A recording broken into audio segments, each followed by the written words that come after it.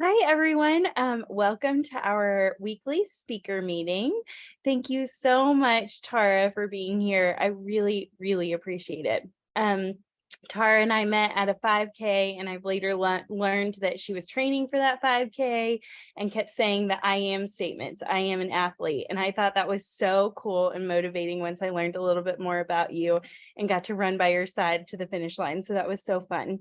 So a little bit about Tara. She is a modern day entrepreneur, which I love, with an impressive resume of successes. She works as a corporate coach for Nirvana healthcare and as a success coach. Having made tremendous strides in both roles, her passion, why can't I say roles for some reason. Sorry.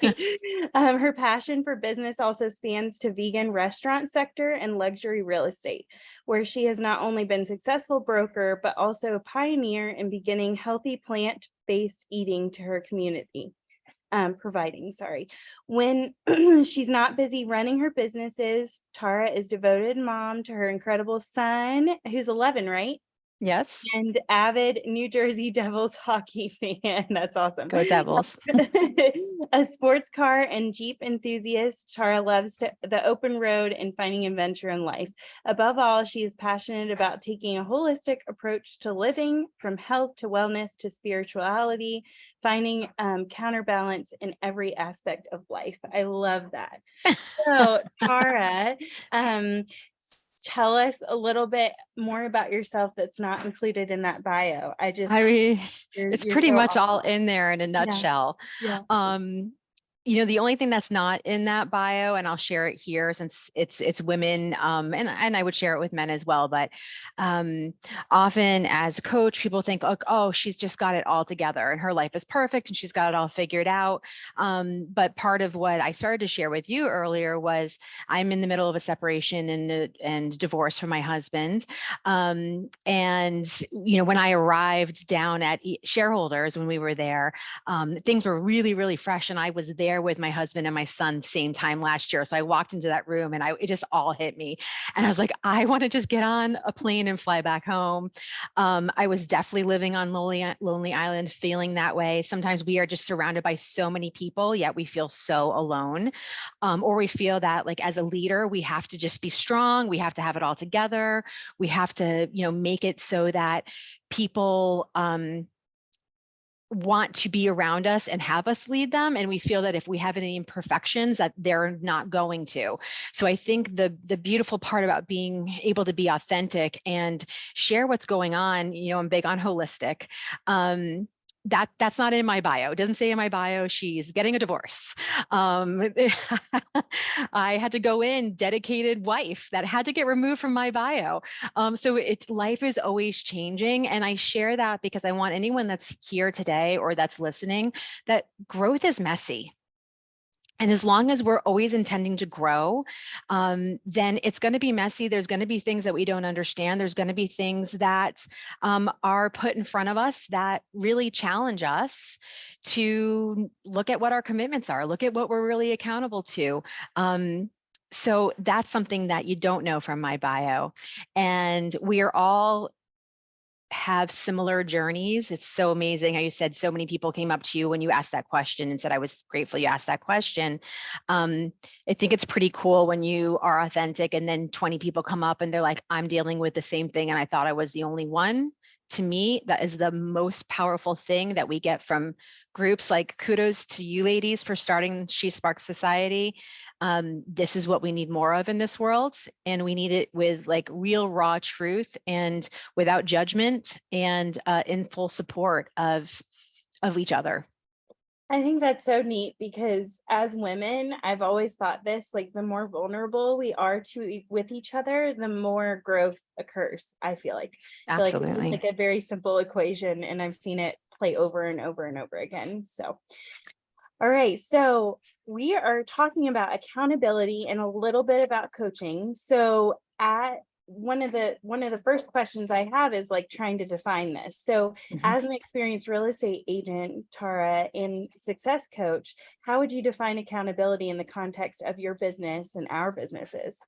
Absolutely. So actually, to add to that, I'm also a certified accountability advisor. I'm one of 7 people in the United States that has that title, if you want to say. It it completely changed how I looked at the word accountability. I think accountability has a negative connotation for a lot of people, like, I'm going to hold you accountable. We're going to hold your feet to the fire. And so I think there can be an automatic kind of knee-jerk reaction, even to the word. So for me, accountability is like, that's your superpower and your secret weapon. When you learn how to be accountable, when you learn how to help other people be accountable, and you'll never hear me say, hold you accountable. I'm going to hold you capable and help you be accountable because I know you're capable of doing it. So accountability to me is just this amazing gift that we give ourselves and we give each other. And you're accountable to people and you're responsible to tasks. People can get that confused, like, oh, I'm accountable to take the garbage out. I'm accountable to write this contract. I'm accountable to my team. You're accountable to your team. You're responsible for the tasks, but it's the people that those tasks affect that you have accountability for and to. Does that make sense? Wow, yeah, I like need to go back and listen to this recording so I can write that down. That was so Write good. that down. Yes. Totally. So why do you believe accountability is crucial for success in our real estate industry? Yeah. So everyone has heard, everything that you want is just outside your comfort zone. Have you ladies heard that before? So I love that saying and I agree with it, but I like to add to it. So everything you want is just outside your comfort zone, but 100% within your accountability zone.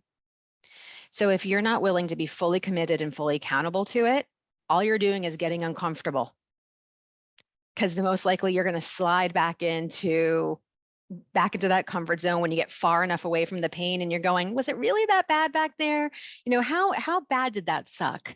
Maybe it wasn't that bad. It was the pain that you knew. So you get comfortable and you go back there until you get back and you're like, oh yeah, this is why I wanted to make a change. But when you can add accountability to that, getting outside the comfort zone, that's where really life starts to change. And there's so many different ways to have that measure. We'll talk about it, I'm sure. Yeah, I know the measurement thing is a huge part of it.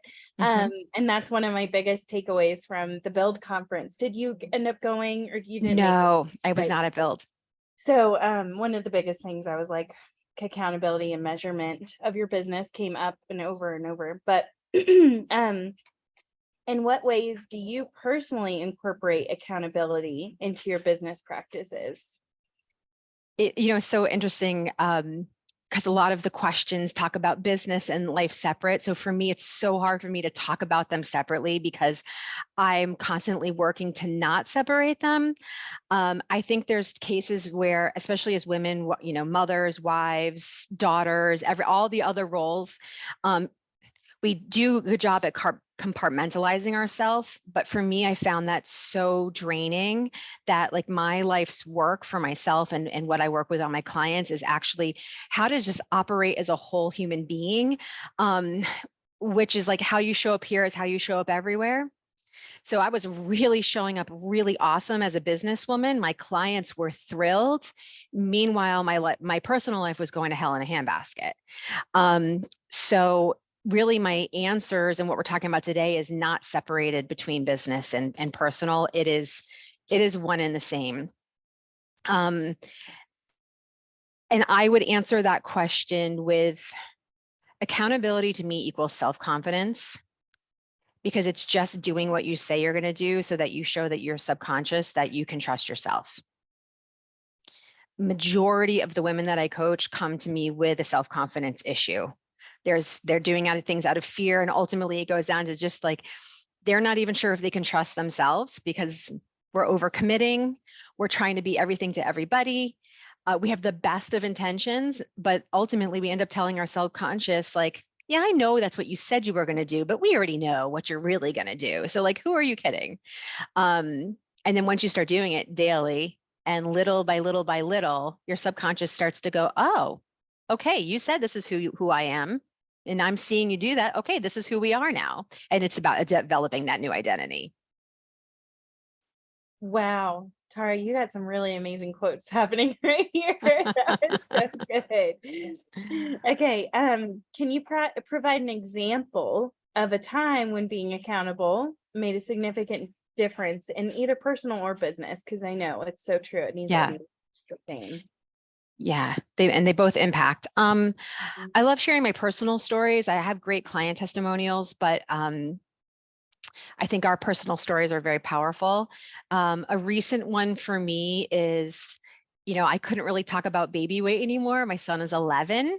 And I was also very ashamed to use these. I was very ashamed to use numbers, but now I will talk about it openly because I have been accountable and I have my I am statement. Um, I was probably like 125 pounds before I got pregnant, and then close to 200 at one point in my pregnancy, and then went between about like 175, and then I was really at like 180, 185 for, gosh, the past couple of years, trying all of the things, not even fad stuff, but just really, I couldn't put it all together. So back at EXPCon, when Jarek Robbins was on stage, as a success coach, I am one of their coaches. They're talking about success health, and I signed up because I was like, I need to come in as a client for success health because clearly what I'm doing is not a high enough level of accountability for myself.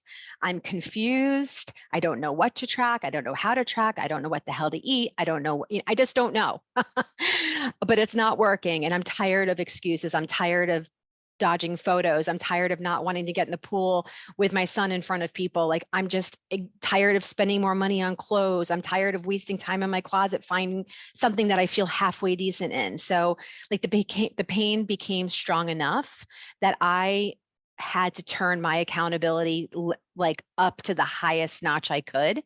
And so the way that I did that was by getting a specific health coach, which I did through Success.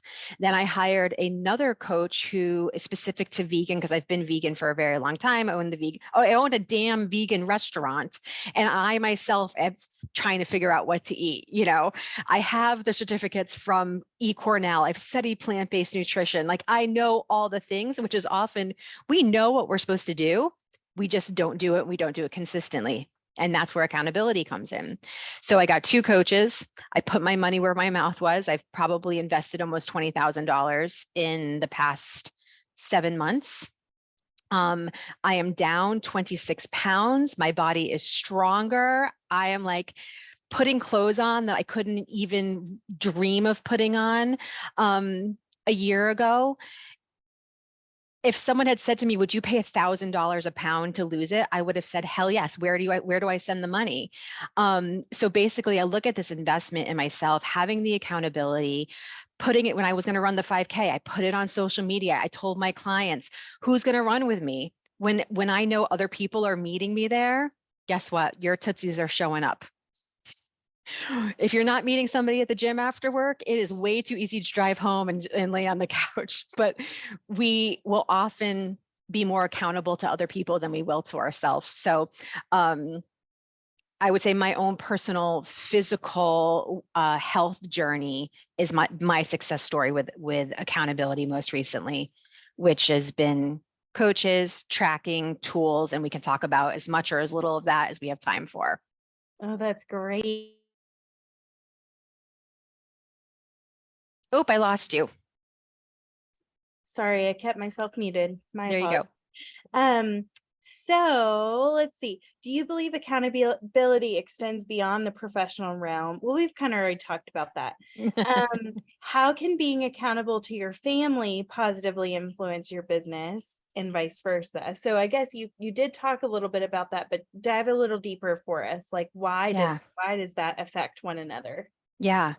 I think having a conversation with your family about like what does being accountable mean? Right. And we have accountability with each other and really including children in that conversation. Because responsibilities, tasks, chores, like none of that's fun. None of that really is connected to anything. Sometimes it's connected to chore money, or, we know our husband or our wife is going to be pissed off if we don't do something that we committed to. But when you really change the conversation and get to that why, like, why is it important that you brush your teeth? Why is it important that you take the garbage out? Why is it important that I make lunch in the morning? Really talking about the fact that when we don't keep our commitments, that it's not just about a task not getting done. It's about letting each other down. It's about the trust that we have with each other. It's about our ability to count on one another, which of course then stems back to counting on ourselves, especially for your children. When you can teach them that they can trust themselves without you having to constantly remind them, that's a game changer for them. Yeah, I'm not sure if that answers the question, but Yeah, it was great. It was great. Ugh, yeah, like you're just like truth bombing all over the place. What strategies do you recommend for this is, I think, my question I asked you up on stage. What strategies do you recommend for balancing professional and personal accountability? yes.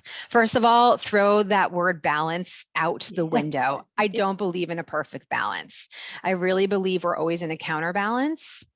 The key there is having some type of tracking on it. Like I color code my calendar.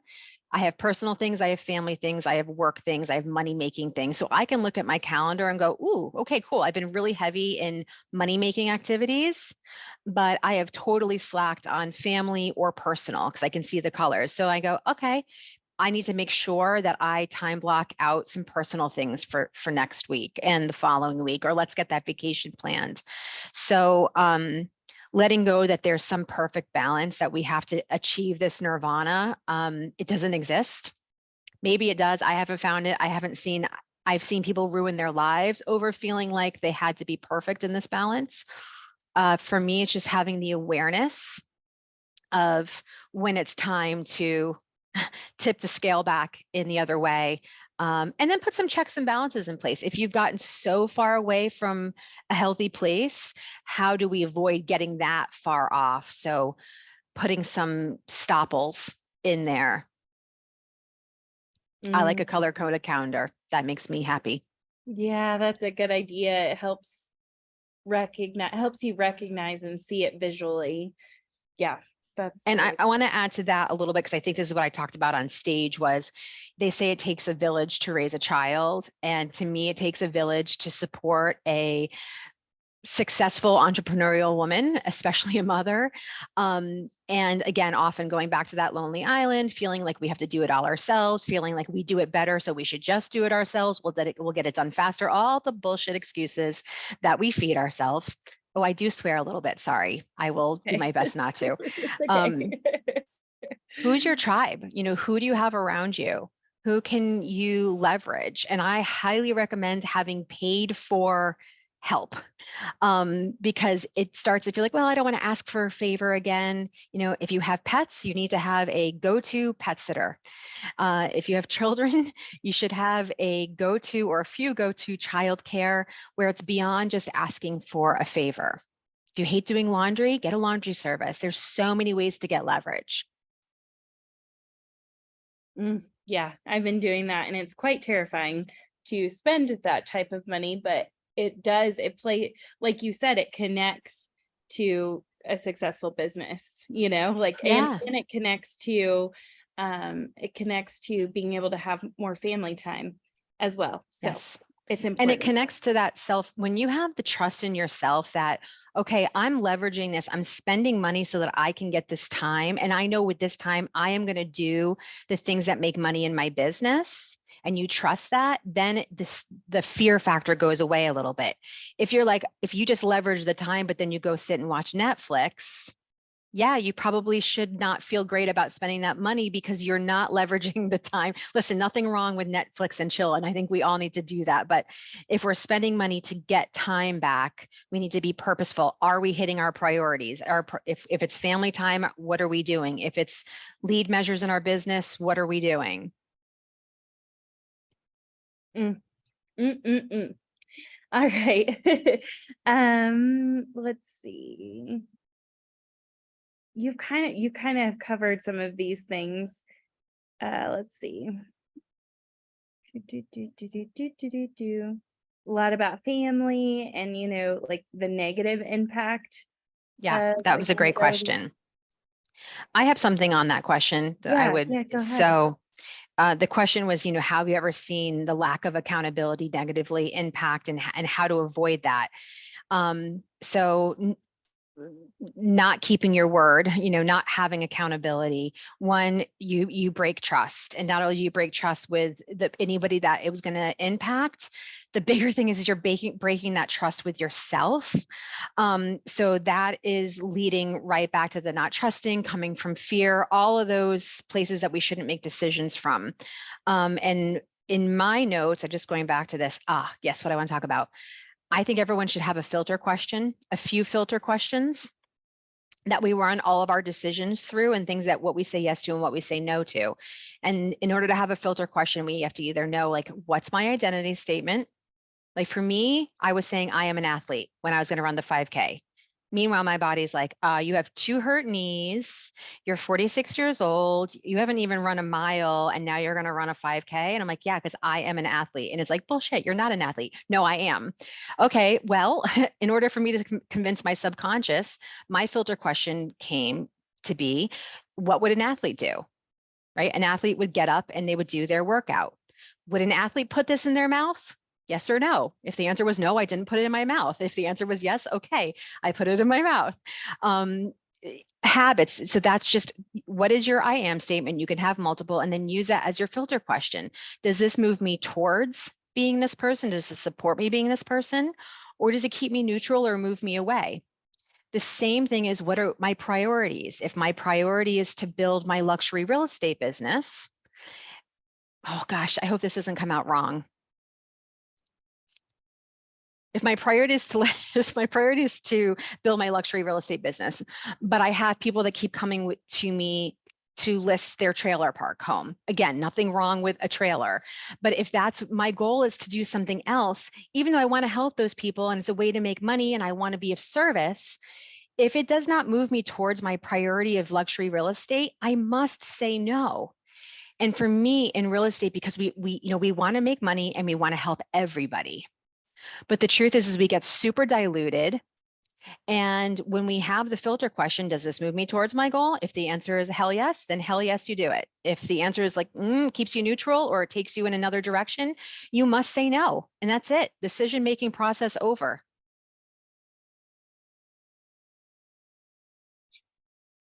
Mic drop. Like every time I just want to go. So filter questions. Filter question. Here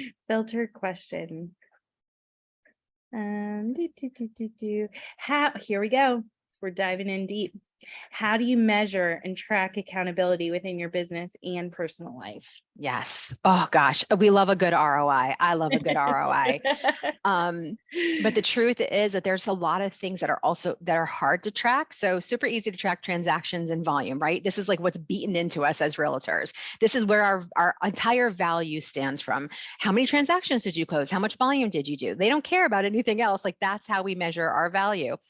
So there's things like lead measures, right? I talk about lead measures versus lag measures. Not sure if I'm sure you've spoken about it in the community, but the lag measure is like you're at the closing table. That's what we all want. That's when we get paid. That's when the clients are happy.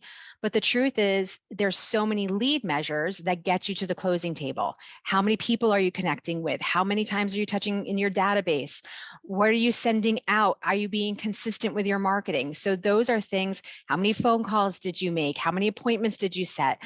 Those are all lead measures that get you to the end result. But if we're not tracking them, we have no idea. Okay, out of every 100 phone calls, I set 10 appointments. Out of every 10 appointments, 1 becomes a transaction. There's no way to measure until you start tracking that, and you have to do it consistently. And you have to do it for an extended amount of time before you can really just start to see any numbers. So those are easy things to track. You can do them in spreadsheets. I have things I use with my coaching clients specific to real estate on how we track. I'm happy to share that with anybody, but simple spreadsheet to track that type of thing. When it comes to accountability with your personal health, for me, I wear a Whoop, which is like a tracking device, Apple Watch. You have all those different things that can track certain activities, your steps, your heart rate, your resting heart rate. They're getting pretty amazing with what they can track. But again, finding something that can actually give you data. I'm not even a big data girl, but I love data for being able to look and see like, oh, I had a win here. And a lot, especially as women, we forget to celebrate the wins, the small wins. We just keep going, going, and going. We don't even know how to recognize the small wins. And then we don't even know what to do for ourselves to celebrate it. We're like, oh, how do I celebrate it? I don't have time to go get a facial. They think it has to be this big grand thing.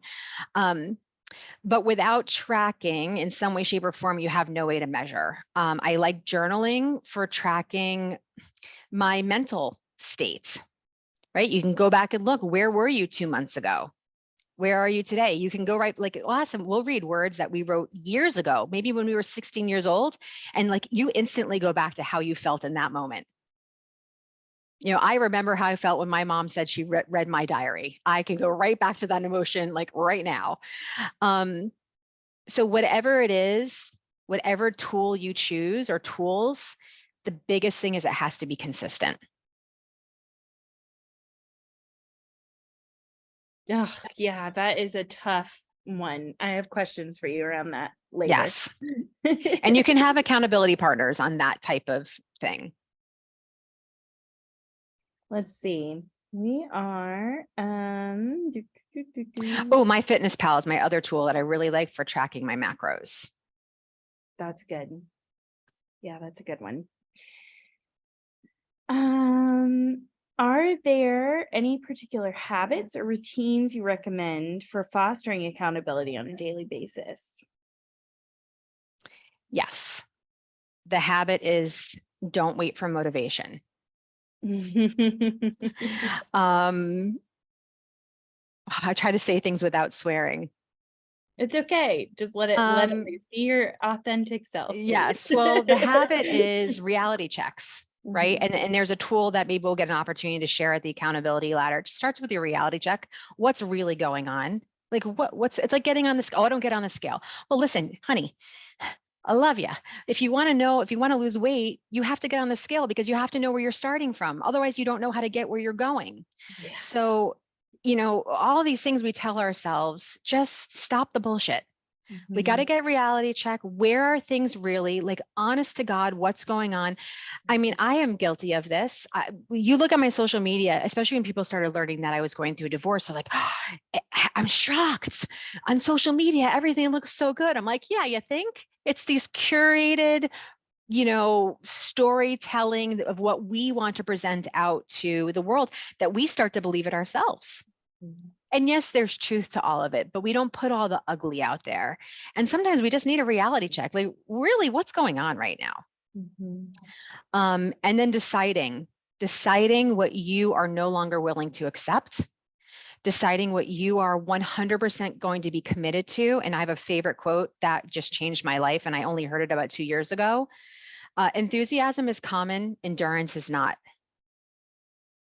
I was like enthusiastic about so many things, and I start gangbusters and I'm going to be the best, do it the best. And 2 weeks later, I'm like, next project. Yeah, it was okay. I'm not interested anymore.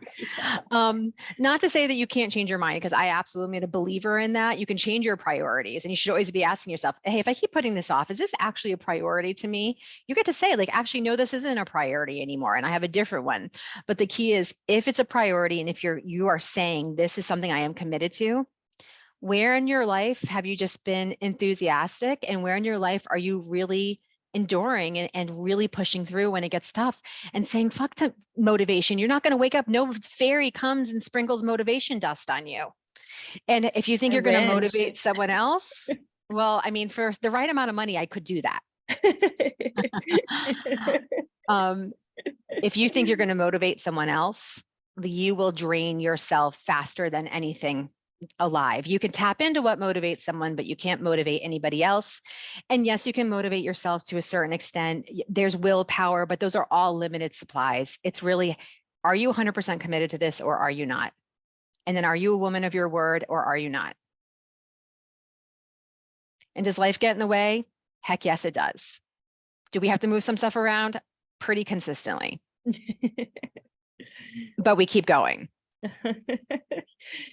Yeah, I was just thinking about that with the gym. I was going so consistently, and then I got sick, and then I went out of town, and then my grandma, and I was like, oh my goodness. Yeah. But I reminded myself, like, I went for a walk last night, and like you said, Yes. celebrated the win. Like, it's okay that I'm not there. This is more important. And yeah, yeah. I love that. And that's such a great share. And I don't want people to gloss over what you just said, Mm. because we think we have to do these big grand gestures. And if we don't go to the gym and kill ourselves for 2 hours, then it's not worth it. But really, when you just get up and you do 5 push-ups, I don't care if they're on your knees next to your bed. I keep 5-pound weights next to my bed. I do, if my tootsies get in bed and I haven't done something physical, I get right back out. I have a little 5-minute routine just so I mentally kept my commitment to myself. Mm. Small, small, small, but consistent, consistent, consistent. And you're so right to tell your unconscious brain, like, this is what's happening, Yeah, you're what not the we're boss of doing. me. I'm the Yeah. boss of me. You Yeah. subconscious. Subconscious is like a railroad track. Our conscious, we 172 pieces of information per second for our conscious. 2 million pieces of information per second in our subconscious. So our subconscious is on a pretty strong railroad track. Like it kind of, it knows this is what we do. So that's why changing habits can be so challenging, because we've got some pretty well laid tracks. And that's why that consistency part and not overcommitting is really key to success when it comes to accountability and wins. Mm. Mm-mm-mm. Hey, can you share any success stories from your clients or individuals who've experienced positive outcomes by implementing accountability in their business and family life? Yeah. I'm just thinking of some of my leaders that I coach, and their biggest thing, yes, has been accountability for themselves, but it's been how they view accountability with their team. Mm. Right? They're not working the leads. They don't care about all the money that I'm spending. They're trying to do everything for them. And the success story, there's a successful team leader out of Kentucky, actually, who I've been coaching for the past 6 months. She was constantly burned out. She had no time for family life. She was having a ton of medical issues, just like stressed all the time. She was making it to the call. She was having accountability on the call. But she would often be late and just coming in a whirlwind. When she started to realize that building leverage and helping her team be accountable, first they had to say, first of all, what are the expectations? Here's our policies, here's our guidelines, here's the expectations in your role, so that everybody was on the same page, and then supporting those people and being accountable to those things versus trying to motivate everybody, trying to take everybody's problems on. Her life and business completely changed. Meant losing some people. I'll talk about this a lot with accountability. What they don't tell you when you're growing and changing is that most likely there will be people that you will lose from your life, some on purpose, and others that will just, it's too much of a mirror, or you're growing too much. They're not ready to go there, and that's okay. So that might be team members that need to leave. And most people will self-select out once you make a very clearly defined culture of accountability and commitment. And then there just might be like, you know what, I love this person. Maybe they're a family member, but they're just not supporting my accountability and where I'm growing to. And it doesn't have to be a big production of like, I just can't spend any more time around you. And this is what's going on. And I'm growing and you're not growing. And you're just not good enough to be around me anymore. It doesn't have to be this like breakup. Some things can just kind of slowly fade off a little bit. See her over here. That's so true. I see her. Yeah, I think about that with, oh gosh, sorry. I think about that too with my power hours. So Kristen and I have been talking about this recently. I do power hours where we prospect for an hour every morning, and you're more than welcome to invite any of your folks to Tara too. Thank you. When we do that, I I was letting people in late, like 10, 15 minutes late. And we were talking about how distracting it was to us when we show up on time. The two of us are always pretty much on the call. And so I stopped. I started telling people, like, I'm going to give you 5 minutes, which Yeah. is a decent amount of time still and a distraction, but I'm going to give you 5 minutes and then I'm not allowing anybody else to get on. And it's so true. Like it's hard to do it, but it's so important to keep people accountable to that time, you know? Yeah. Yeah. And to protect the space, right? To the people that do show up on time and creating that environment. We teach people how to treat us. And then as leaders, we're responsible for the culture and the environment that we're operating in. And I think that's awesome. Kudos to you guys. Oh, thanks. So how do you personally stay motivated if you don't have the fairy dust, which I would love, to hold yourself accountable in your own business? Yeah. Well, I definitely am constantly doing my own personal growth work. But for me, paying someone to be a coach for me, and they know how I like to have accountability, and I'm clear that I'm not like don't drill sergeant me, because I will fight you to the death. Like I will win, which is so stupid. But I don't respond well to that. So like my coaches know how to help me be accountable, and they know that because I've told them and we've seen what's worked for me. And for me, when I'm paying money for it, it's like when I'm coaching people for free, and I love to coach and not charge money, but I will be perfectly honest, the clients that pay show up very differently than the clients that can just come in as compliments, even though I'm giving from my heart, and they want it. It's just money makes a different factor of accountability. So for me, if I'm putting my money there, because I'm so big on ROI and I'm so big on everything having a use and being practical, that's something that I'm not good if it's free. I got to be paying for it. So that's personally what I do. And also my son is very big. I tell my family like what I'm doing and what I'm working towards. And then they see me doing that, and to see your children start to mimic you or start to pick up things around you, because they're so smart and they see so much, and they take on so much more than we even realize. So I think getting this awareness around this impact of what your personal decisions to do or not to do, how much it impacts your family, especially your children. To me, that's big. Mm-hmm. Yeah, I noticed recently my son, he 4 and 2, so the 4-year-old just having crazy meltdowns and emotional, and I get it. But instead, I just wanted to spank the crap out of him, just not gonna lie. But instead, I like take him for walks and I like drag him along. And the other Yep. day he starts walking.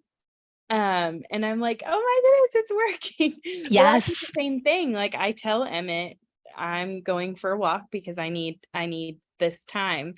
And even the 2-year-old I've seen start doing things like going upstairs to get something instead of saying like, can you go get that from, like it's just Yes. crazy. But at 2, Yeah. he's figured out, that motivation piece. So that's great. And having people around you, it sounds like, is a big motivational piece to People that. around you that know that you've shared, like we expect the people to love us to like automatically know what we're thinking and why we're doing what we're doing. We have to share why we're doing what we're doing. We have to share it with our team. We have to share it with the people around us. And that's the other part of sometimes losing people, especially if someone's very, very traditional and you're trying something new. That is so scary to them.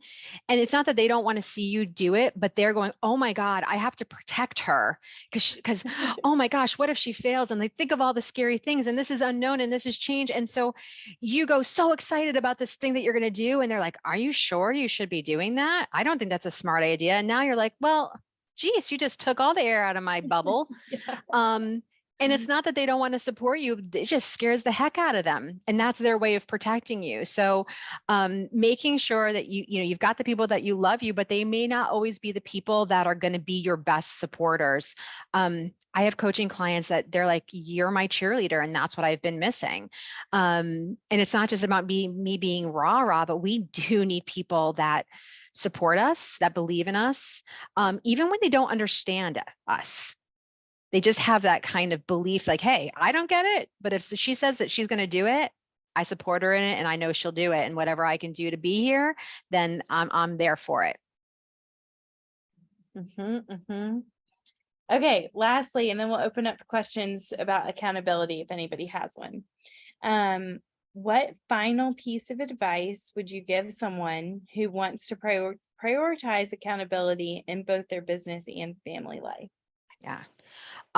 As a coach, I can't help my answer. My biggest piece of advice is to get with a coach.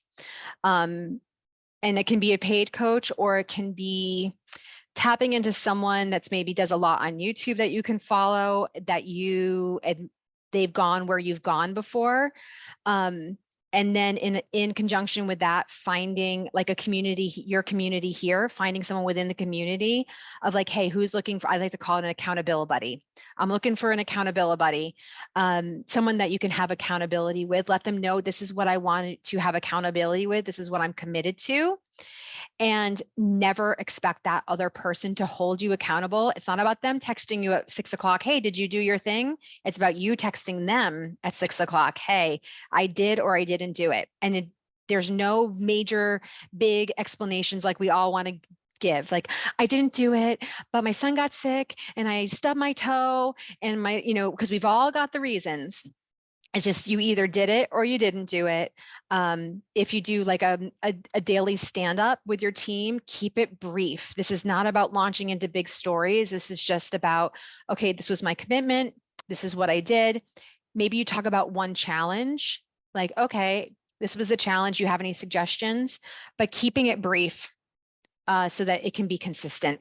Because if you're just getting in these big, long emotional accountability calls, like, that's not good for anybody. Take you both down. Yeah. That's not how you want to start your day. You're like, I got to get back in bed now. Yeah. So, okay. So I have a question, and if Kimmy or Kristen have one coming up too. My biggest struggle with fitness or with any of that is, the enthusiasm thing, of course. But also like measuring things has always been so freaking hard, like measuring anything in my business. So I did start, and I haven't been consistent, which sucks, but I did start like screenshotting who have texted and sending it to my assistant to then upload it into KV Core so I could see numbers.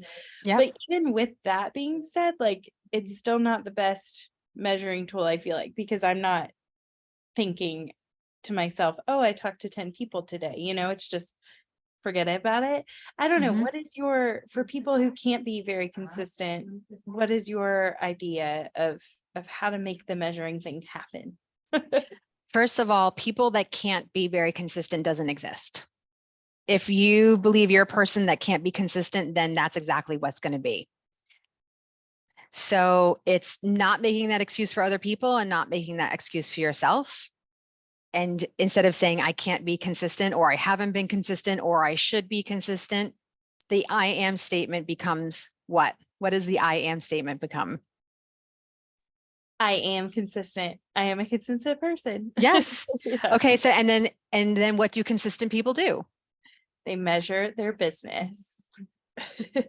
They do what they say they're going to do.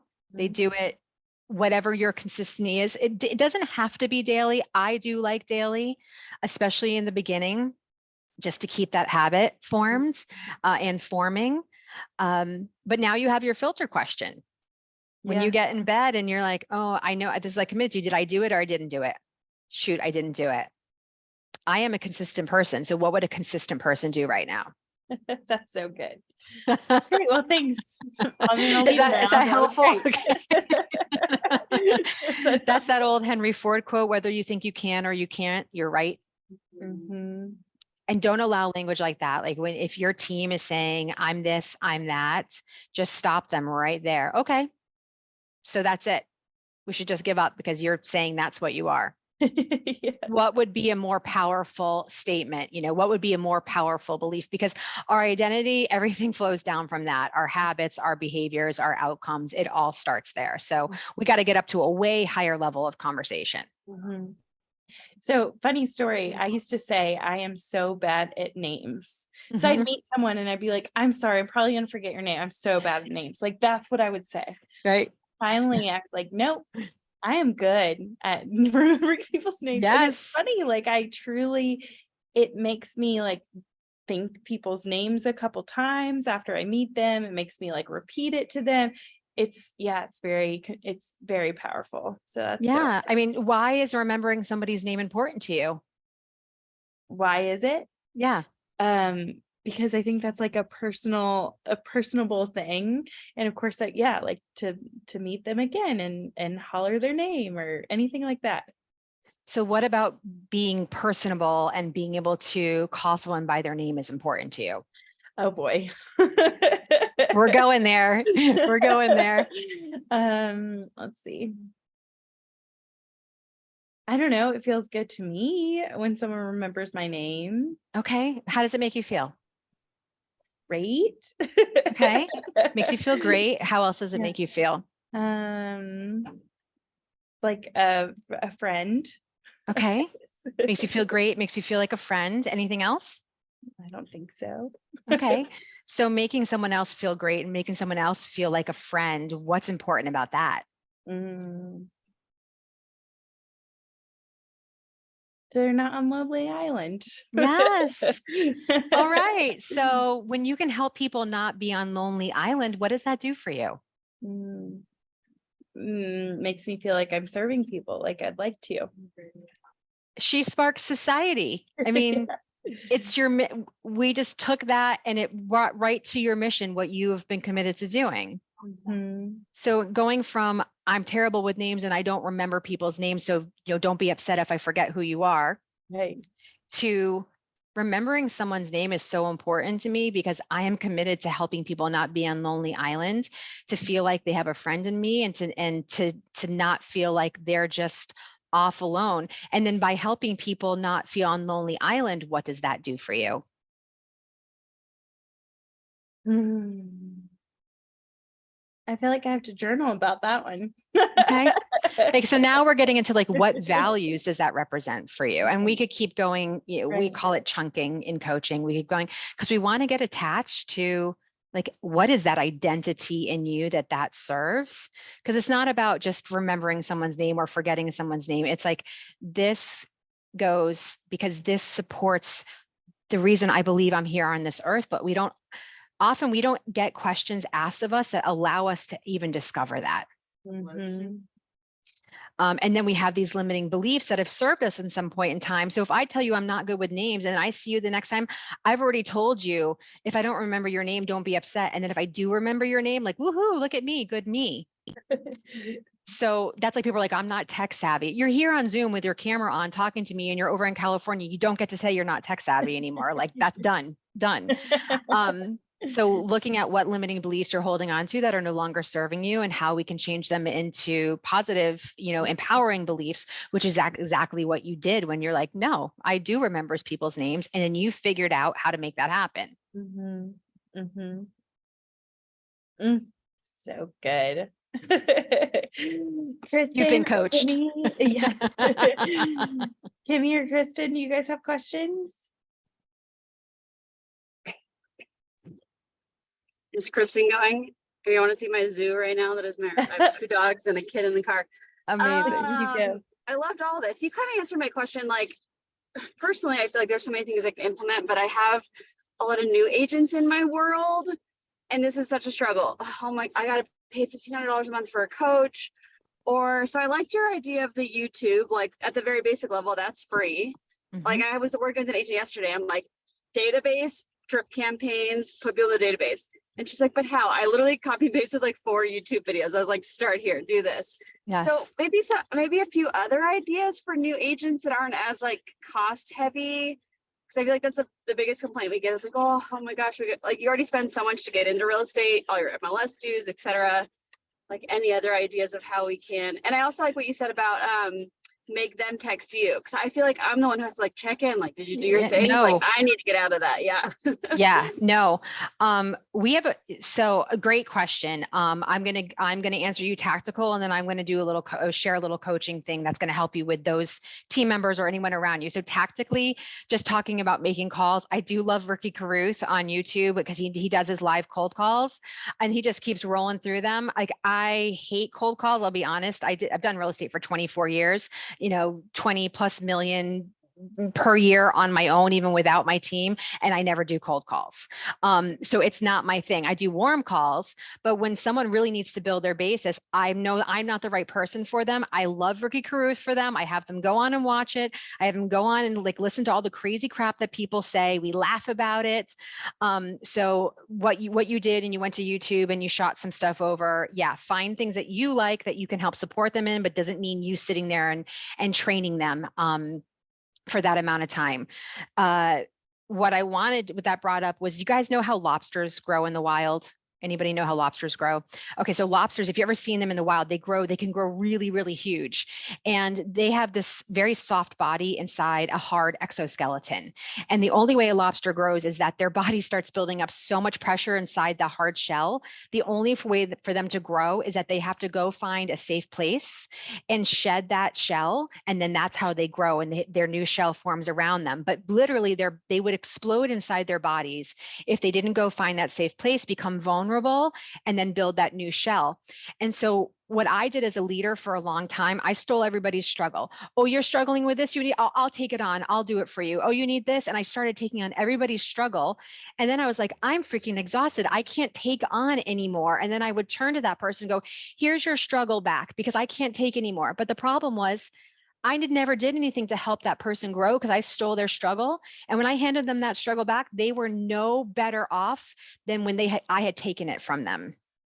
So what I mean about not stealing their struggle is come alongside them, give them those tools and give them those resources, but they have to go through the growth.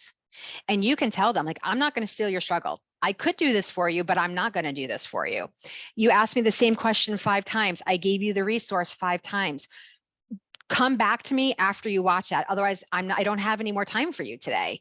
It gets a little bit harsh, but we've got to, don't steal the struggle. Kimmy, I hope that's kind of helpful. Provide the resources and tools, and then, yeah, let them grow. And you can only save the ones that are swimming toward the boat. And John Maxwell, our coach says that every day. Okay, he said, I was like, I only want people swimming towards the boat. True, that one, absolutely. And then say no to the needy so you can say yes to the hungry. Yeah, saving energy for the right people. Yeah. Yeah. And people have to show up for themselves. They're independent contractors, even when they're on a team. Yeah. And I was going to say to you, Tara, like so many people, even at the Build conference, and I know Kimmy heard this over and over, like they charged it on their credit card for a coach. Yeah. And because like you said, the return on investment can be, and actually I shouldn't even say can, it will be huge.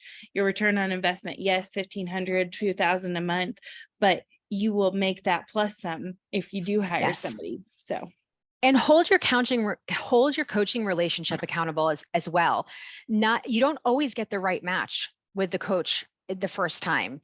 And if you're not feeling like you're getting what you need, you should speak up, and any credible coaching company will put you with a different coach. Now it could be that your coach is pushing you in all the right ways and it's just making you uncomfortable. So I'm not saying jump ship, but hold that money. It's a lot of money. It is. I'm not saying that it's cheap, but so make sure you're holding it accountable, make sure you have the right fit. And then also know sometimes a coach is great for you to a certain level, and then you need a different coach, or you just need a fresh perspective. So do not just blindly pay the money and like hope you're getting results. Like you should know this relationship changes my life. And if the coach isn't at that level and you're paying more than $99 a month, like if you're coaching at a level like that's $1,000 a month plus, you absolutely must get off every call going, okay, yep, this is it. Even if you're a little pissed off sometimes, you're like, okay, I needed that. Yeah, you need that challenge. That's great.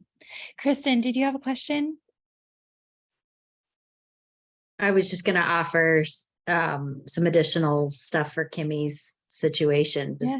just building on what Tara was saying, but like, you know, we've heard this in different contexts, whether it's around agent, you know, building our teams, but like having the expectation conversation at the front end, you know, when you bring somebody on, to like make sure that you're on the same page, you're validating their decision to like move forward, but then saying, you know, you create the success or the failure. It's not, that's not on me, that's on you. And then the whole idea of like helping them become independent from you as quickly as possible. And so do they agree to that? And then, you know, understanding there's going to be ups and there's going to be downs. How do you want me to handle your downs? You know, like just kind of getting some agreements mapped out. That's really easy to say and hard to do, you know, in any capacity.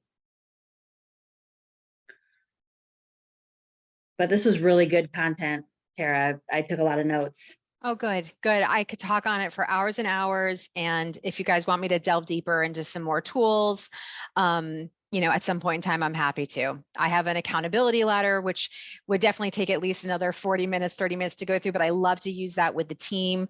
It looks like this. I just hold it up to my clients and I'm like, where are you? Are you moving up the ladder in like I'm at cause? Or are you moving down into blame and pretending like it doesn't exist, and the hoping and praying and the I can't?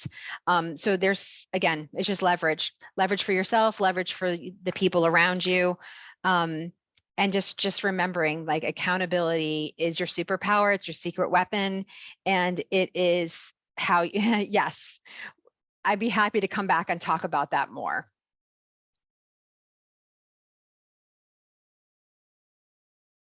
Unless you want Sorry, me I to. just wanted to flash it yeah. up for you one time. Yeah. Those are Well, all my thank- notes. And this is what I teach, because I do, when we were doing the success certification and I was part of teaching people how to become a success coach. Those are my notes right from my teaching notes. And I use this all of the time. I recently took on a role as the head corporate coach for a large healthcare organization here in New Jersey. And I just introduced this accountability ladder for the first time outside of the real estate industry. And people were like, what? Like, oh my God, this makes so much sense now. So I'll definitely come back if you'll have me, and we can do the accountability ladder at some point. Awesome. Thank you so much, Tara. We really appreciate your time. We know You're it's precious. welcome. Thank you. My pleasure. It was an honor. Thanks. It was great to meet you, ladies, and I hope to see you in the socials. Sounds good. We will. See ya. All right. Thanks. Bye. Bye, Corey. Bye, Chris.